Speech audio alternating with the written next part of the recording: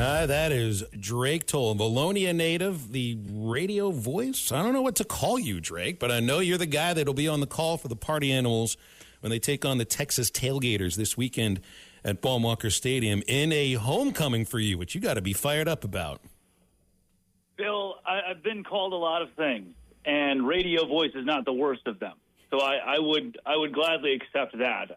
It's kind of this all-encompassing broadcast and entertainer position that we have with the Party Animals, who are an extension of the Savannah Bananas, who I'm in the front office for. And you hit the nail on the head. I mean, last week was LSU for us and 2 sold-out shows in Baton Rouge, but that's just the appetizer, if you can even call it. Maybe just the soup or the salad that leads up to this week and Baum-Walker, because that is, since we announced in October, that has been the spot for me, the homecoming for me. You know, I'm sure people ask you, what is it that you expect when you walk into a banana ball event? And it's got to be a very large thing to think about. But when I've never been to one of these, I've watched a couple, like 10 minutes here and there of some of the banana broadcasts on YouTube. And what it is the thing never stops. You guys never stop entertaining. And it's not a matter of the game itself just being the entertaining aspect of it between innings, in the stands, constant music. There's a lot that's going to go on this weekend. Yeah, I would expect nothing. I set the expectation at 0 because what you see from special guests that we have programmed this weekend to the player walk-ups, extravagant walk-ups to the plate, to even intricate hog calls that we've placed into our show, you can know that those will happen, but you never quite see them coming. And the magic of Banana Ball is that if you walk in with the highest expectations or the lowest expectations, we're going to do something that still blows you away and you didn't ever see coming, because 10 to 15 different things happen each night that have never been seen on a baseball field or at a Banana Ball show. We sat down this morning, actually, in our OTT, our over-the-top meeting, and said, okay, what are those 10 to 15 things that we're doing in each game this weekend? How do we fit those into a 2-hour time limit? How do we meet the culture of Arkansas? How do we honor the state of Arkansas with special guests and be able to bring Banana Ball and one of the proudest states you can imagine together? That's the goal for this weekend. So if I'm telling somebody what to expect, it's effectively nothing. It's to come in completely open to everything you'll experience from when the show starts at 3:30, when first pitch happens at 7 o'clock, all the way to 10:30 when the last autograph is signed and our post-game band gets done playing outside. Just come open to experience it. And there will be people who dissent. They say, man, my 8-year-old loves it, but I just don't get it. And my hope is you walk out of there realizing some of the former first and second-round draft picks that are on the field are legitimate athletes that have just bought into the idea of fun and this, like, communal effervescence that comes from everyone in our organization and outside of our organization is what makes it so special. The banana story is really amazing because I've seen Grayson Field in Savannah. In 2019, I was there with a friend visiting the city for the first time. It's not far from the famous cemetery that's been featured in literature and movies. And it looked just like Ray Winder Field, the old ballpark for the Travelers in Little Rock. So I gave it a look. And that's when the Bananas were playing baseball. I mean, I think it was Coastal Plain League. It's a collegiate summer league. It's college players that are looking for a chance to play in the summer before they go back to college.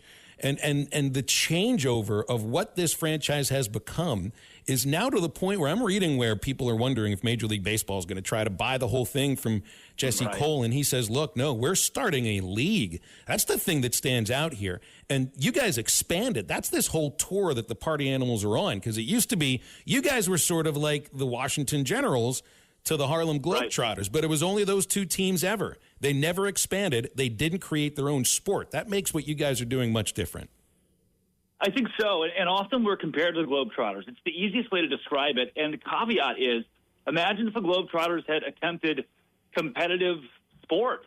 You should buy a lottery ticket if the Generals beat the Globetrotters and you were at the game. This is different. The Party Animals are 37-22 this year and lead the entire tour over the Bananas and the 2 new teams, the Firefighters and the Texas Tailgaters. Next year, there will be 6 in the Banana Ball Championship League. And ESPN signed on for 14 games this year. It's been on national television all summer. Now TNT and their family of networks is where we turn our eyes for the next 2 months to finish off the tour. This was, as you said, a baseball team in Savannah playing in a college summer baseball league with an owner in Jesse Cole who gave up pretty much everything. When effectively bankrupt, was sleeping on an air mattress just hoping the dream would work.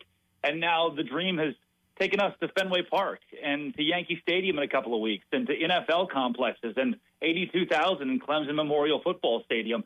This was, we say it a lot, small town team that fulfilled the big dream, and that's really what it is. As cliche as that sounds, this is something that, it surpassed the dream. Who could have thought that, if you're familiar, listeners familiar with Summer League Baseball, that the YD Red Sox or the Katuitt Kettleers of the Cape Cod Baseball League or the Anchorage Bucks of the Alaska Baseball League, Portland Pickles out in California, would sell out Fenway Park. It's unfathomable. There's no way. It would never happen. But that's what the Bananas have done. It's fascinating. And I'm not sure if we've seen anything like this in sports, from Summer League Baseball to worldwide phenomenon.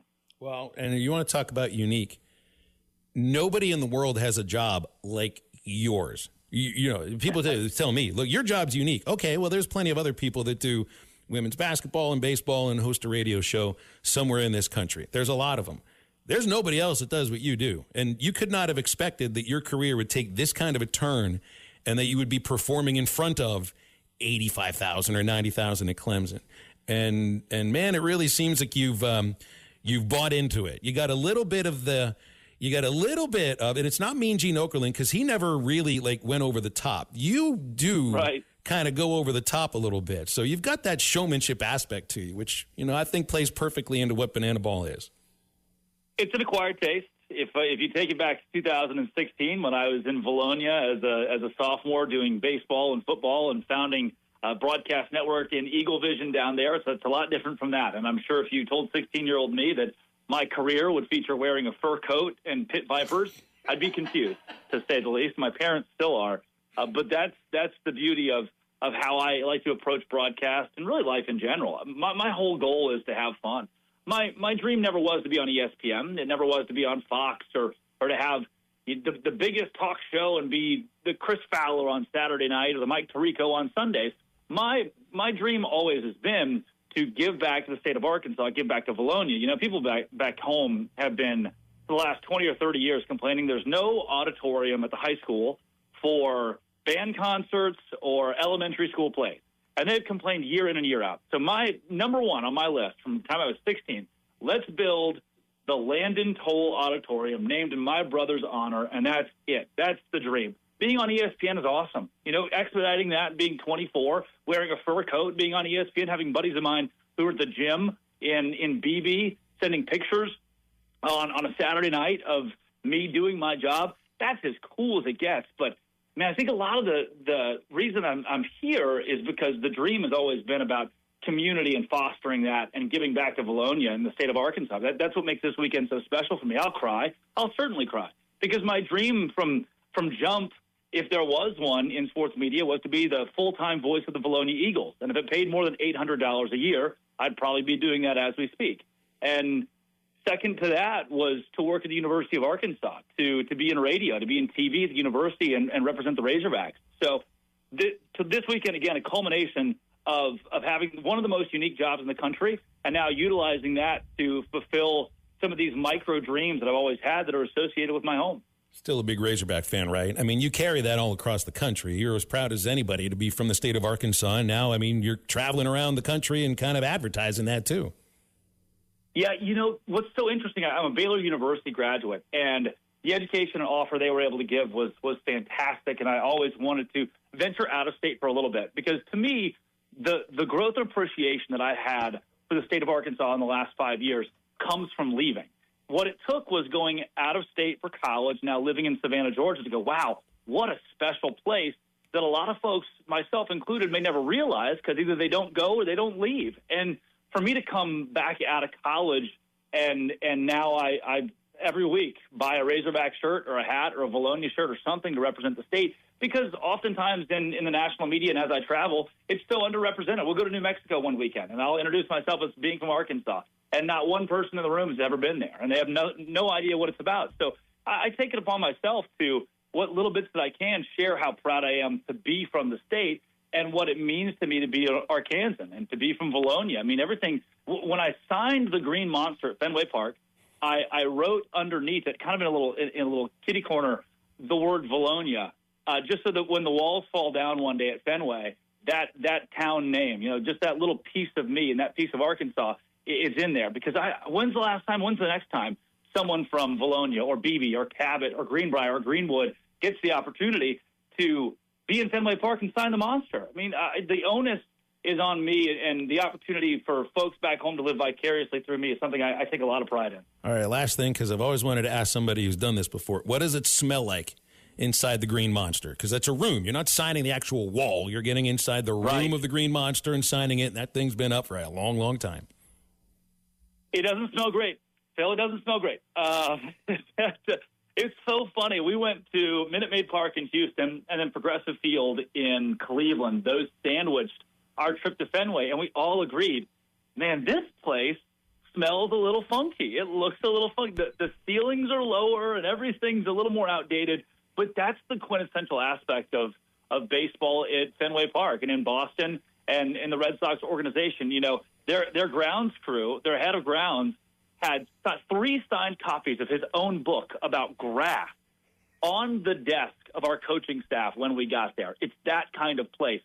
So they've done a great job of making sure it's remodeled enough, but you don't lose that special, unique aspect. And look, the inside of the Green Monster isn't some Hall of Fame. It's still a storage unit for their grounds crew. So it's got a bunch of dirt and dust, and it's messy, and it smells like this beautiful concoction of sweat and mud, and that's never a good smell unless you're in Fenway Park inside the Green Monster. Yeah, looking forward to Friday and Saturday, Drake. I know you are probably more than anybody else, so enjoy it. I won't wish you luck because you won't need it. You'll kill it and break a leg, okay? I'll tell you this, Phil. One person, a wise man, once told me, he said, root for whoever paid you to be there in conflicts of sports. So this weekend, I'm rooting for the party animals. They're paying me to be there. That was an Arkansas Razorback baseball game against the Baylor Bears in 2020, just before COVID, when I think you and I got to meet for the first time. And I've always been Sunday afternoons, we're listening to Phil Elson call Razorback games. So even something like this is just special for me. This is a pleasure.